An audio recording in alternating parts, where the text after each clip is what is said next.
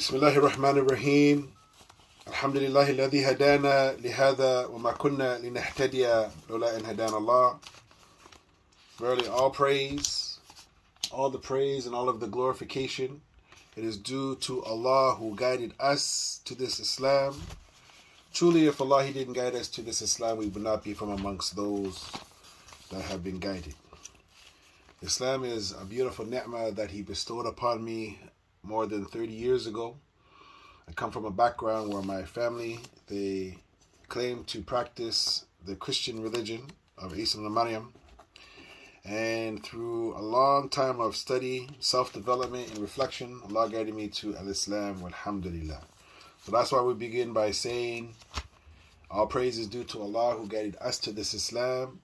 Truly, if Allah He didn't guide us to this Islam, we would not be from amongst those that were guided. So we have to give thanks to Rabbul Izzah subhanahu wa ta'ala for allowing us to be here amongst our brothers and sisters.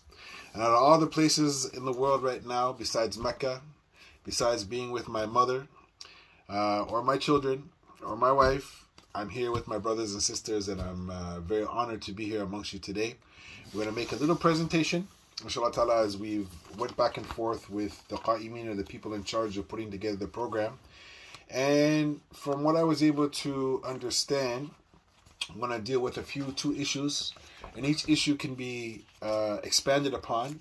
But at this time, we believe in what some of the great scholars, they said in the past. They said, "Min khayr al-kalam min qalla wa dalla," that the best speech is the one that is short and to the point, or the short and sweet. So we don't want to belabor the point too much, but inshallah ta'ala, we want the brothers and sisters to get a few ayat and a few hadith to keep us moving forward with how we can practice our religion.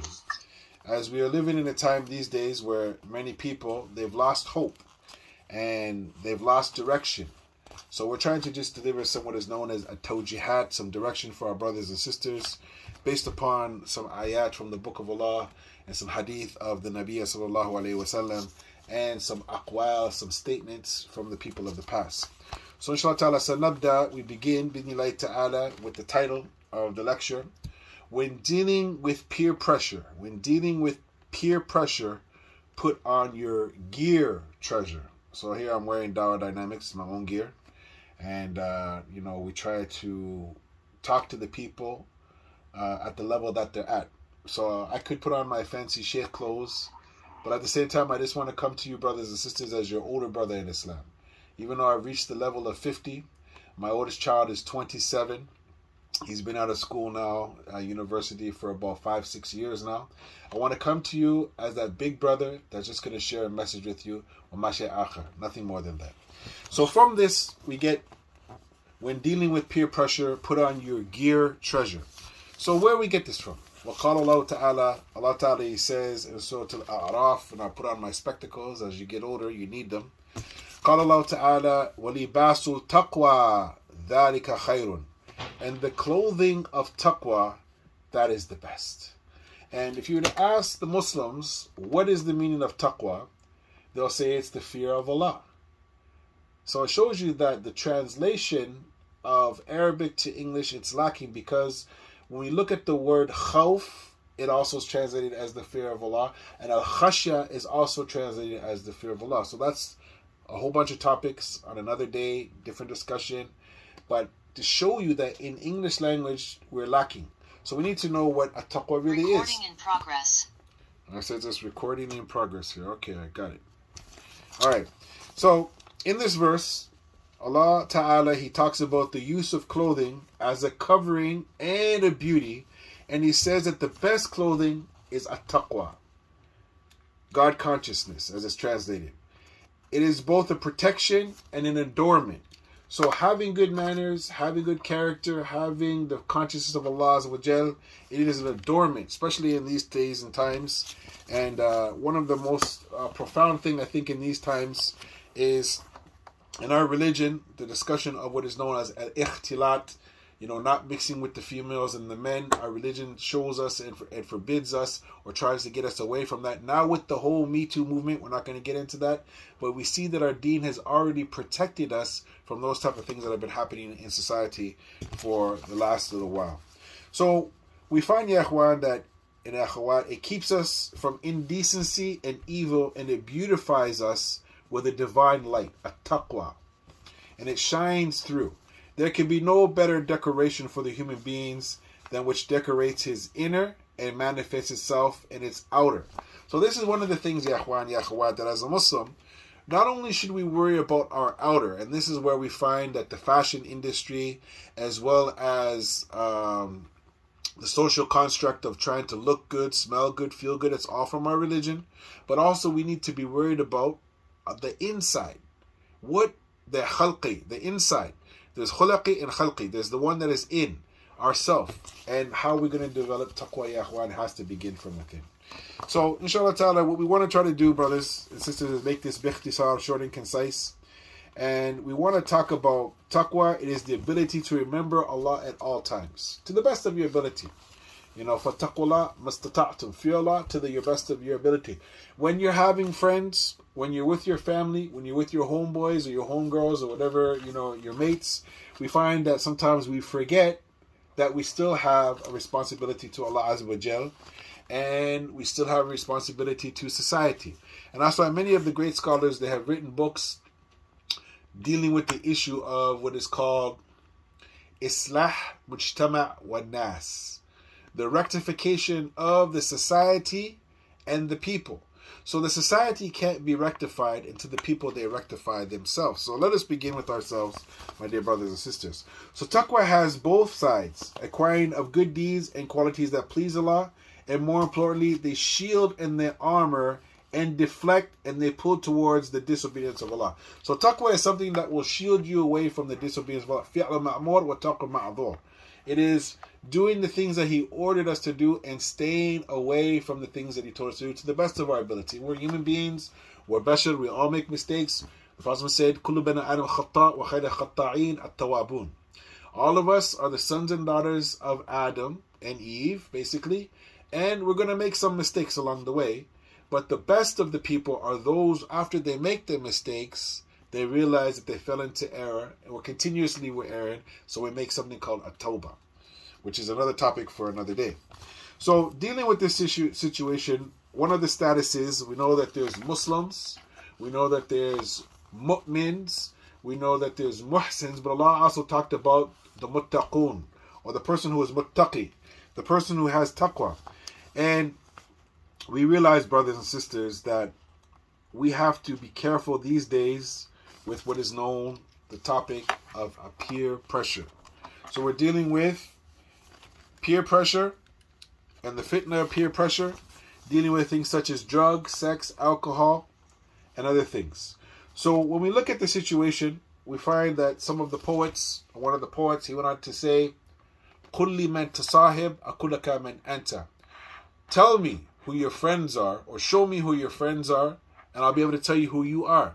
So as for me, I don't have a lot of friends. I have maybe an inner circle of maybe about 4 or 5 brothers.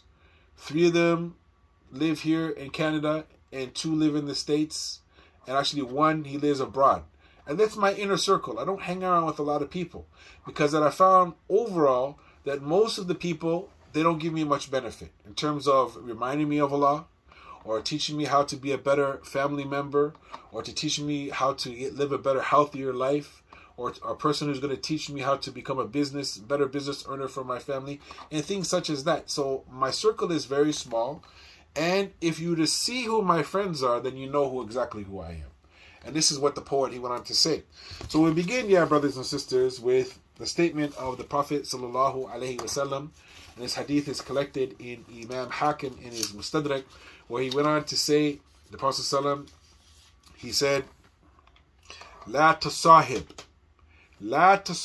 إلى مؤمن, or إلى مؤمن. He said, do not accompany anybody except a believer. That means your inner circle of people, you have to be really careful, like a miser, who you let in your inner circle, because we found over the years jealousy, hatred, and all types of evil things happen from people to people every day. And when you look at it through the light of how come the fitna is hitting you, it is not only from the jinn, it's also from the ins. And this is something that the Muslims, they forget, that they're shayateen from the jinn and the ins, the mankind. This is something that is just slept over in our community, that they're evil people that pray and fast and have hijab, have a beard, go to the masjid. They're some shayateen. And I've had that effect of some of the Muslims over the years doing evil things to me for no reason at all. Maybe it's jealousy or some other things. Maybe it's envy. Maybe it's just they don't like me because I don't look like them. But this is a reality. So the Prophet went on to say, in one narration he said, Al-mar'u. In another narration he said, Al-rajulu ala dini ala khalilihi. فَيَنْظُرْ أَحَدَكُمْ مِنْ يُخَالِلْ أَقَمَ قَالَ Sallallahu Alaihi Wasallam. He said that a man or a person is on the religion of their friend. So look to see who you take as your bosom buddy. And as we know, there is Al-Rafiq, Al-Khalil, Al-Sadiq. There's different names for friends in Arabic. And this is one of the things, the Khalil is that bosom buddy that you take. You know, someone that's really close to you. Be careful who you take. Because usually you give your secrets to your close friends, or they know some of the ills and the sins that you did, or some of the problems that you went through. You've discussed them looking for advice. That friend can turn into an enemy. Possibly. As you know that the Nabiya, Yusuf alayhi taslim, his own blood brothers were envious of him.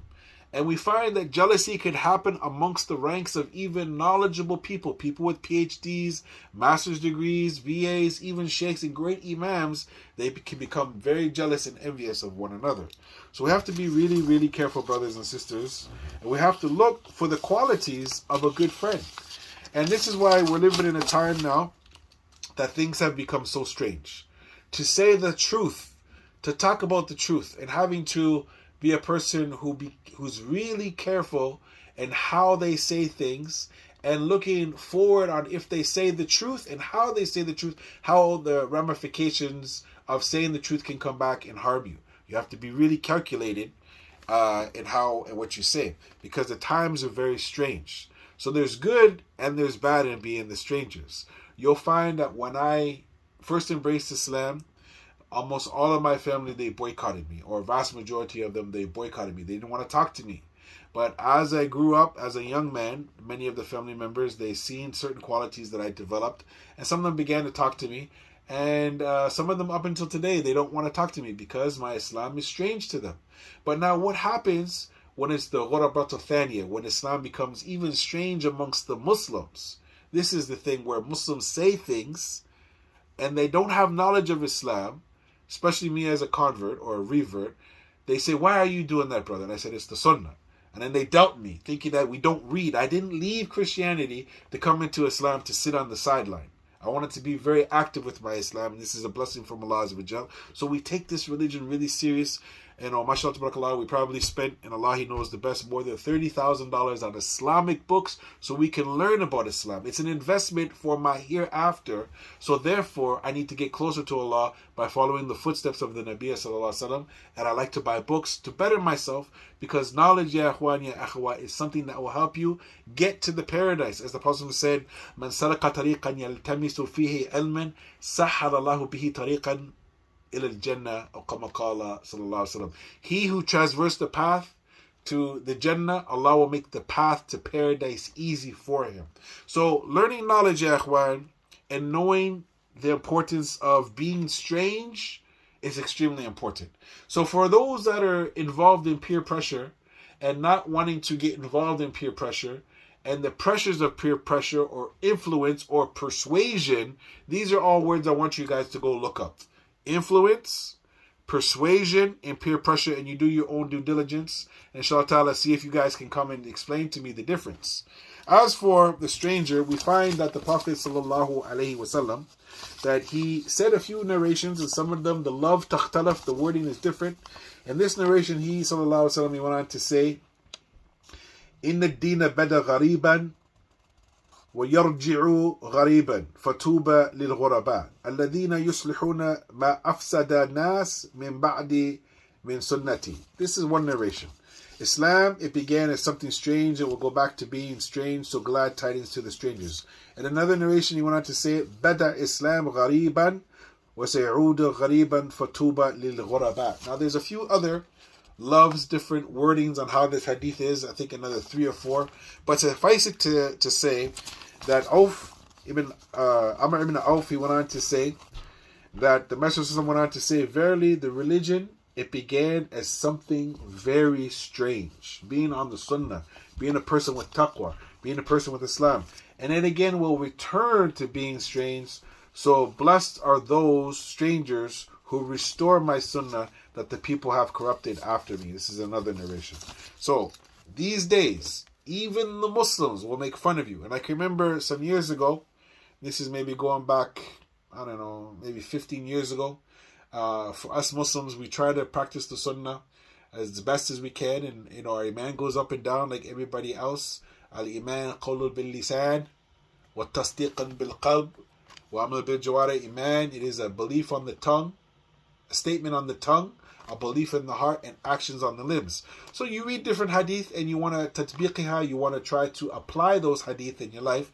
So alhamdulillah, we came across some narrations where the Prophet said that some of the signs of the believers is that they had the thobe above their ankles, and doing this not to be amongst the people before they used to drag their garment. So we used to get our thobes, and we still have our thobes that were hemmed or shortened, so they're just above our ankle or a little bit higher.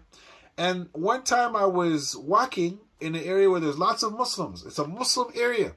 And one of the old aunties, she said to me, brother, you need, and I'm not doing this for a joke, but this is what was said to me, you need to cover your sexy legs.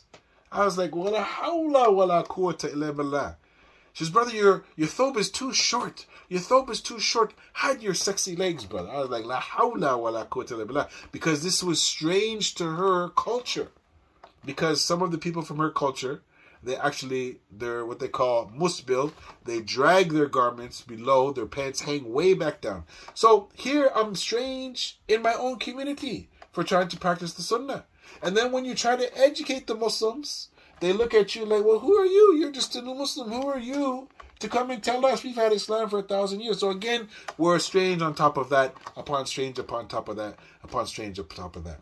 So now what about the Muslim who's trying to practice their Islam in an institution where you're only there for secular reasons? You're even more strange now. Trying to be people that have good manners, having people that have good values, having people that have good dress and everything. Now you're more strange. You don't want to party. You don't want to club. You don't want to get drunk. You don't want to get high. You want to be people who practice Islam. This is strange in society. And you've not had sex? You're even more of a stranger now. But as the Prophet said, give the glad tidings to those that were strange. So we take solace, we take love and affirmation in his words, and we're proud to be strangers in the society that we're in. So carrying on, peer pressure, its influence on teens and tweens, as you guys are in your 20s now, some of you, and the decision making. So there is what is known as consequences for making bad and stupid decisions. So you can imagine yourself sitting around your friends, playing some sort of games, and some of your friends, they dismissively say, I don't like that game, I don't like what's going on. And for us as human beings, we want to be appreciated, we want to be loved, we want to be accepted by our friends. So we feel a little bit slighted about that sometimes, depending upon your personality, you may debate the issue with your friends because you don't want to look like a fool in front of a crowd. Also, if you have experienced peer pressure, and I get peer pressure from my non-Muslim family members, my mom, my sister, even a lot of my Muslim brothers that I've known for many years, they try to peer pressure me. And it's funny because if you don't have what is known as a strong shakhsiyah, a strong personality, people will manipulate you left, right, and center. And this is something we have to ask Allah to give us strong conviction and power to be people that have what they call free thinking or proper thinking, that we can understand when people are sending to us garbage, we have to deflect it, get it out of the way, ask them for more insight. It depends upon the individuals that you're dealing with, because peer pressure or social influence is something that unfortunately it has a huge effect on behavior, dress, attitude, and also to be accepted as equals and peers. So as a teen or a tween, you are likely to experience this in a number of different areas. And you see this in the popular media, in TV, in books, all these things that we're digesting. Psychologically, it's having a subliminal effect of us on what is considered cool and what is not. And the question I gave a khutbah a few weeks ago, I asked the Muslim brothers, are you Muslim Canadian or are you Canadian Muslim? That's something for you guys to sit and think about. We don't want to get into that. That's too deep right now. So peer influence, it is not necessarily a bad thing. If you have some good Muslim friends, say, Akhi, let's go to the masjid and pray. Oh, sisters, let's go and let's give sadaqah. Let's go visit our sick brother or sister. These are all positive things. So peer pressure, it can be good. And sometimes we find, brothers and sisters, that there has been some scientific research that has been done about being young adolescents, particularly teenagers, as well as people developing their mental ability to control the behavior. So many of us, unfortunately, that we believe that we have been getting education, but sometimes it could be indoctrination. Now, as for myself, I like to be a person who goes and does my own independent research. And then after I do that, then I go back and then I sit and I discuss with other people whatever the topic is. Because some people, they have an agenda in life. So we have to be careful. It could even be your own parents that have an agenda for you. As I met one young brother before, and I asked him, well, what are you doing? And he said, well, I'm going to school now. I said, oh, what are you doing? He goes, well, I'm studying to become a doctor. I said, oh, mashallah, you want to be a doctor? He said, no, I don't want to be a doctor, but my father and my grandfather and my great-grandfather, they were doctors, so they want me to be a doctor. So there's this tradition there, okay? That could be a good thing. It could be a bad thing. And Allah, He knows the best. On the positive side, brothers and sisters, we have to be careful of the decision-making that we're dealing with. I know some brothers and sisters that are locked up in jail now, more so the boys. I knew them since they were 5 years old. They're now 25 years old. I've known them for 20 years. Some of these Muslim kids.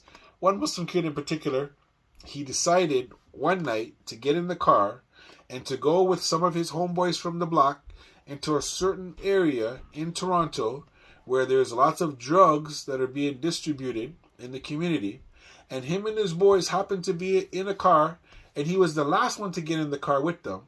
And apparently there was a gun in the back of the trunk, and as they went by this place, all of a sudden something happened, and all of them got arrested because apparently someone took one of the bullets and they shot somebody. All 5 of them got arrested. So none of them said, hey, it's my gun, let my friends go. And this is the story of Tyrone and Ahmed. It's a very famous story here in Toronto, where Tyrone was the homeboy from the block. Back in the day, he used to hang out with Ahmed, and they used to play since middle school. They knew each other. So one day, Tyrone came and he knocked on the door, and he said, Ahmed, I got this little package here, man. Can you hold it for me for a little while? I'll be back tomorrow to pick it up. Ahmed said, sure, man, you're my boy, man. I'll hold it for you. A couple minutes later, the SWAT team broke in. Came in there 10 deep with their guns. He happened to have his mother and his sisters there, and they didn't have on their hijab at that time. So you can imagine the SWAT team at gunpoint. Everybody's at gunpoint. Mothers, sisters, no hijab, wearing their inside clothes. Because Ahmed took a little package from his homeboy he wanted to be cool with. Ahmed went to jail, and Ahmed is still in jail. Okay? Ahmed is still in jail because of peer pressure. So we have to be careful who we take as our friends. And inshallah ta'ala, coming to the conclusion here, I try to bring a few stories here. There's so many to give, as we've just been hit with so many stories that are very painful to just listen to. We have to work on our skill building activities. And one of the things, brothers and sisters, I think we need to stimulate our mindset to know who is what is known as sahib al-khair. Who is a good companion that we need to hang out with? As we know that the Prophet ﷺ said in one narration that the good companion is like the one who gives you some perfume. And the bad companion is like the one who smelts the iron, what we call the blacksmith. Either he will give you some, or you'll buy some, or you'll leave at least with a good scent, a good scent. Whereas the bad companion, you either get burnt or you'll leave with a very bad smell. So this is what we have to offer, brothers and sisters, inshallah ta'ala, if we want to open it up for any questions, inshallah ta'ala, and I hope that the questions are about the topic. And we're talking about when dealing with peer pressure, put on your gear pressure. This is based on Surah Al-Araf, verse number 26. We encourage you, brothers and sisters, to look at the tafsir. وَلِبَاسُ التَّقْوَى ذَلِكَ خَيْرٌ. And the clothing of taqwa, that is best. So my last advice to my brothers and sisters is take a pen and paper out now and list all the top people in front of you. List them out. Who are your friends? Who are your family members? Who are your mentors? Who are your coaches? Who are your teachers? And look at them and then put a plus minus on them. Can you learn from a friend who's good to you always and not be a person who will be stung by them? Because we know the Prophet said, Al-mu'min juhin wahidin marratain. That the believer is the one who doesn't get stung from the same hole twice. So some Muslims in the past, they've stung me. Some non-Muslims in the past, they've stung me, but I learned really quick. And I don't want to be stung by those people that have evil intentions. So brothers and sisters, you have to understand that not everybody is in your corner to help you succeed. Some people are very envious. We're known as, we call it now, the haters. قل أعوذ برب الفلق من شر ما خلق ومن شر غاسق إذا وقب ومن شر النافثات في العقد ومن شر حاسد إذا حسد. So we have to constantly ask Allah to protect us from the haters, the perpetrators, those people that are out to get us. Because brothers and sisters, not everybody wants you to succeed.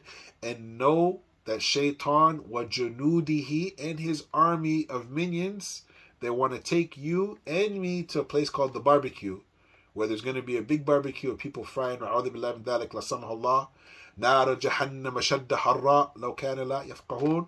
And the heat, the sweltering heat of the hellfire.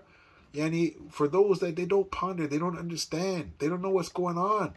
So brothers and sisters, be careful who you take in your circle of influence, because they could sting you from the evil. With that, wa akhir da'wana and alhamdulillahi rabbil alameen. If there's any questions concerning the topic or any things that you guys aren't clear about, then فَيَتَفَضَّلْ مَشْكُورٍ مَأْجُورٍ.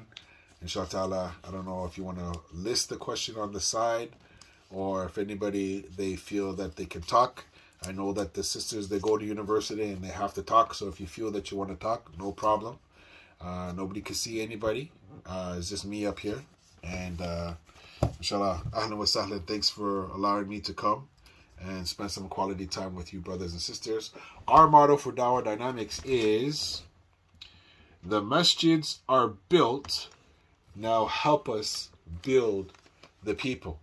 And that's what Dawah Dynamics is. Dawah Dynamics is something that will be so dynamic that it will help to change the people inwardly and outwardly. So the question is, how can we help a friend who is falling into haram? And how can we tell if that person is bringing us down with them? Very good question. Okay, so this question came, may Allah protect us. So there is something that my sheikhs, they used to say, one of my particular sheikh, he used to quote this qaida, this principle. It's very important, and I live by it every day. And I constantly seen it manifested in my life, where he used to say, that the scholars used to say, at-tariq, the path, at-tariq, the path, qabl al-rafiq, that the path comes before your friend. The Sirat al-Mustaqim that we're trying to stay on, it comes before your friend. So you advise your friend, hey Abdullah, hey Mu'minah, don't do that. That's wrong. Try not to do that. Do you need some help? Come back. This is the path. But if they decide that they want to leave from the straight path, you can't guide them. إِنَّكَ لَا تَهْدِي مَنْ أَحْبَبْتَ. Allah told this to the Prophet ﷺ, you do not guide who you love. So you advise your friend, ad-deen nasiha, الدين النصيحة الدين النصيحة قلنا لمن يا رسول الله قال لله ولكتابه ولرسوله وأئمة المسلمين وأمتهم. The Prophet ﷺ, he said this 3 times. He said that the religion is sincere advice 3 times. Then the companions of the Prophet ﷺ, they asked him, to who, O Prophet of Allah? He said it is being sincere to Allah, being sincere to the Book of Allah, being sincere to the Nabi Sallallahu, meaning what they command us. And then being sincere, or to be a person who advises the leadership, the imams, and the common folk. And this is a big problem, I think, in the community. It's another topic another day. Can a Muslim like me go and correct the biggest sheikh? Yes, based on this hadith. Ad-Deen and Nasiha, the religion is sincere advice. So advise your friends sincerely that they're taking the wrong steps and they could be following what is known as khutawat al-shaitan, the steps of the hellfire. And you advise them, you give them some time, but if they continue to live that life, then you have to just pull back from them, because you don't want their evil to reach you and to have an effect upon you. Okay, I was going to ask something similar. Is it Islamically correct to cut ties with a Muslim if they're a bad influence on your relationship? That is a topic within itself. This topic is called al-hijr, okay, or hijra. You know, you're making hijr of the person. There are pros and cons to it. It has its mawani, it has its shurut, it has its conditions. There's some books that have been written on that. In general, we do not try to boycott our brother and sister, but then there has to come a time when you actually do. You know, if the person is ma'asi, they're open sinner, a fasiq, they continue to do evil, you have to get away from that.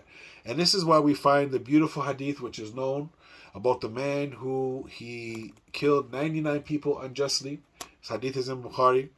And he felt regretful after a while. So he used to ask the people, man, is there somebody who has some knowledge that can direct me? And they said, you know, go over here to this monk over here. So he went to the monk and he asked the monk, he said to the monk, you know, I've killed 99 people. Is there any repentance for me? That monk, he wasn't a scholar. He was just a worshiper. He used to bang his head on the ground a lot, you know, out of devotion to Allah, for lack of better words. But he wasn't an alim rabbani. So he said, no, there's no repentance for you. You're going to the hellfire, man. You're an evildoer. So what did that man do? He completed 100. After a while, his inner self felt bad. And this is the point here. He himself wanted to change. So again, he started asking, and the people sent him to another man who was a scholar. So he went to that, and they said, yes, who is there between you and Allah? If you want to make tawbah, Allah can accept tawbah. But the caveat is, but you got to leave from the area, the land, the bi'ah, sayyah, where you're from. You got to leave from where you're and go to the land of the righteous. So right then and there, that particular man, he left. And as he was traveling on this particular trip, the angel of death came and met him halfway, and then there was a dispute between the angels of mercy and the angels of punishment concerning him. Allah sent another angel to measure the distance, and because he was a handspan, and to the Arab, handspan means from here to here, according to classical dictionaries, he was an arm's length towards, closer to the area where he was, and because of that, Allah forgave him and put him into the Jannah. So the whole point is you got to get out of the bad circles of influences that you're in. Some of them, they'll take you around in circles and spit you out, and you end up, in such a bad situation. So yes, there is a time and there's a place to cut off people. I have had some discussions with some brothers online, and it had to be a block party. I just started blocking them. There's certain brothers I don't take their call on WhatsApp, because I found that it's taking what they call energy vampires that just suck my time by me getting caught up in their whirlwind of confusion. It was just better for me to block them. And that's it. Now I have peace of mind. There's been brothers I was close to for a while. They did something really bad to me. They insulted me. And I told them, Kullu Muslim ala Muslim haram, irdahu wa maluhu wa damuhu. That all of the Muslim is forbidden his honor, his blood, and his wealth. And I go, you've slandered me on many occasions. I said, that's it. We're done. If I see them, I give them salams, but that's it. I don't need to be your bosom buddy no more. I need some sanity here where I can think. I don't need to be hanging out with so-and-so. I don't need to take their calls and their problems. So yeah, there comes a time and there's a place where you can put people on pause. You don't have to make room for everybody at your table. And you don't have to always rush to everybody's table. You can make your own. So, any other questions, inshallah? You guys are with me? Who here is with me? Put up a number 1 sign if you're with me.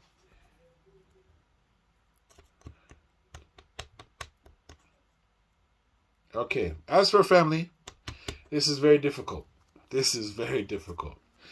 Your family, especially your parents, this is one of the toughest things. My father, he didn't die with Islam. He boycotted me for a long time. And, that relationship was strained for many years until one day I just came to his house and I happened to have his newly born grandson, about a year old. And, I tried to, crush the beef. I talked to my mom through the back channels and I brought his grandson to him. And it actually had an effect on his heart. He started talking to me. Because once I embraced Islam, my father, he kicked me out of his house. So, there are some challenges that we go through. As for the parents, we have to try our best to lower our wing to our parents. And we must realize that the number one order right after worshiping Allah alone is وَبِرْ وَالِدَيْنِ إِحْسَانًا, to try to treat the parents good. As for our aqrabeen, our cousins and our family, there should be limited interaction with those family members that don't give us benefit. But to cut them off altogether, we have to try to work against that and try to at least help them out somehow if we can, or talk to them, even though the love might not be reciprocal.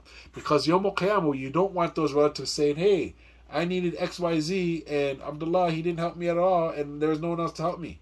So we want to be the people that at least you can say, hey man, listen, I don't got a lot, but here's $5. Throw something and help your family out. Okay, how can we help a friend who's falling into haram? And how can we tell that person bringing us down with them? Okay, so I think I answered it already.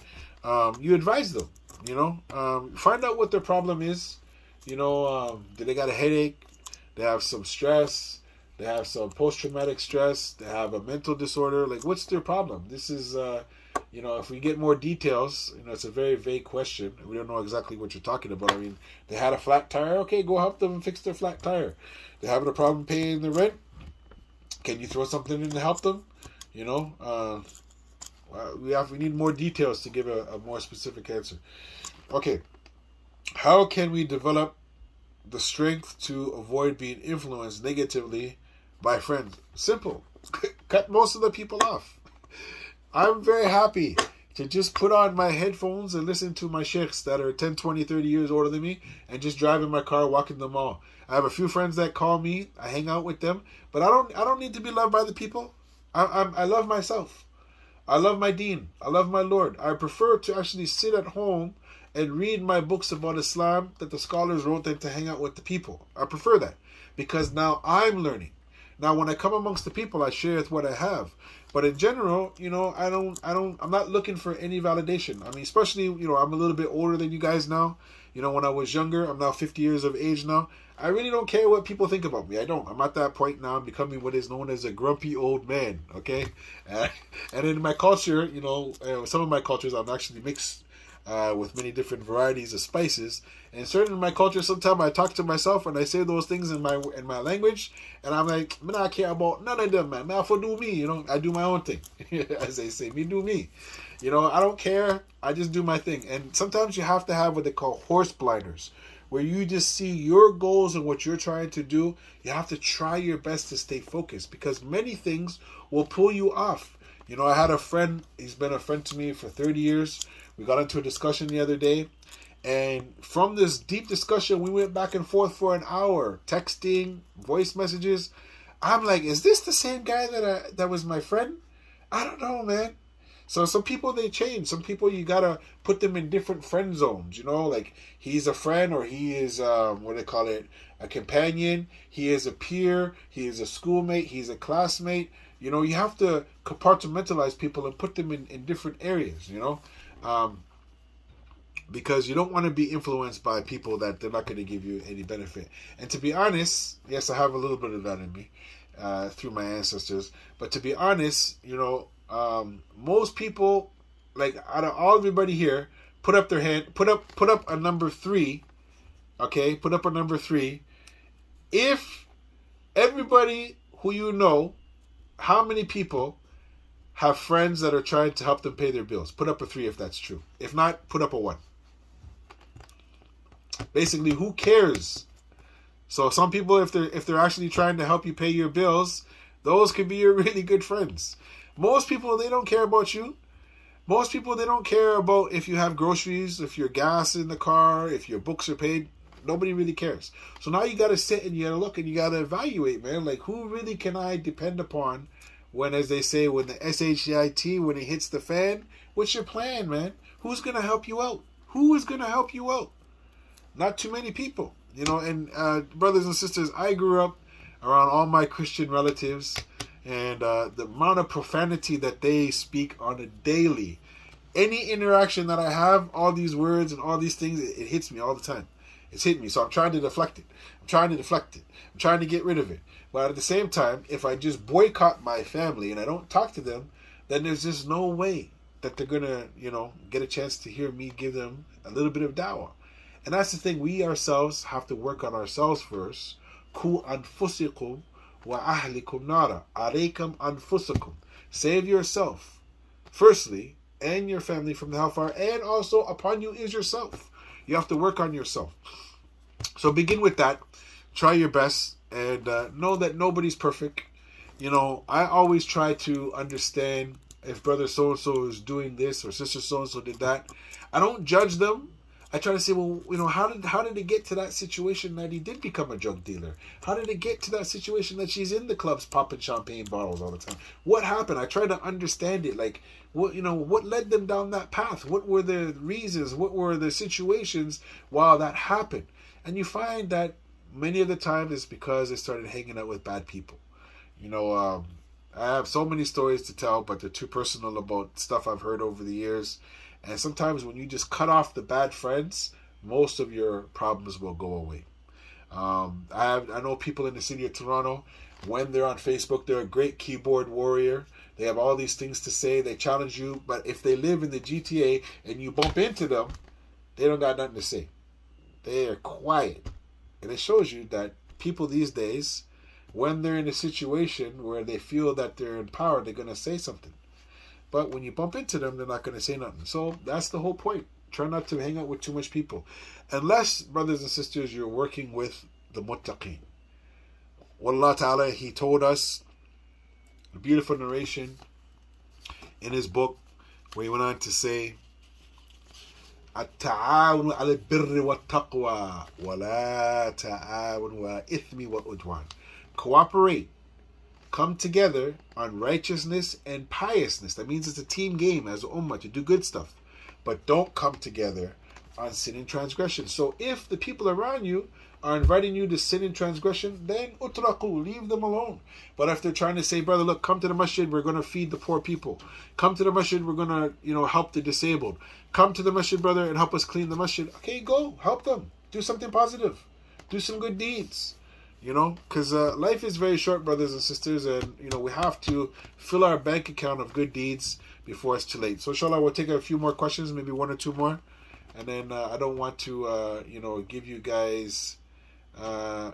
this is the thing. You have to ask Allah to give you some good companions. And there are people out there, I really believe. I've met a lot of bad people in my life, but I've met some good people. And that restored my belief in humanity from the non-Muslims, but more so from the Muslims. I've met some non-Muslim people who actually went out of their way to do something good for me, and I was shocked. I was like, wow. I remember one time me and some brothers, we were doing a jail program up in Penetanguishene. They used to have this youth jail up there. And the lady of the jail, she actually wrote us a check for $200 for our gas to come up there. And she said, we love your program. We think it's great. Imagine a non-Muslim gave us money for gas to come and do dawah in her prison. Now, when you go to the Muslim and say, look, we need some gas money to do something, go here or there, whatever, you can't hardly find too many people. But there is a few people out there, alhamdulillah, that want to do good. You have to look for the good people. And one lesson, brothers and sisters, to GET, you have to ASK. To GET, to get something, you have to ask, Ya Rabbi, send me amongst your servants. Allah, send me pious people. People that can get you close to Allah Azza wa Jal. They're out there. Inshallah ta'ala, you'll find who they are. Inshallah ta'ala. Okay. One of my best friends through high school was non-Muslim.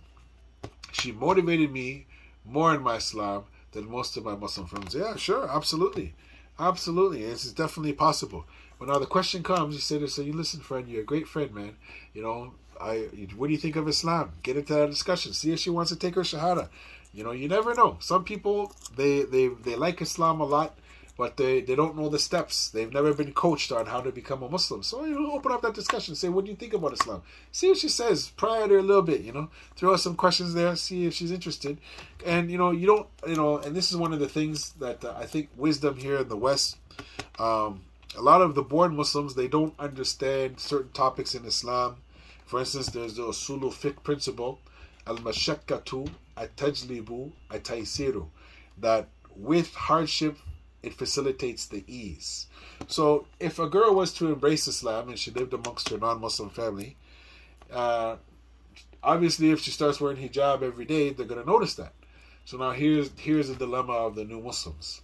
For me, it was I stopped eating pork.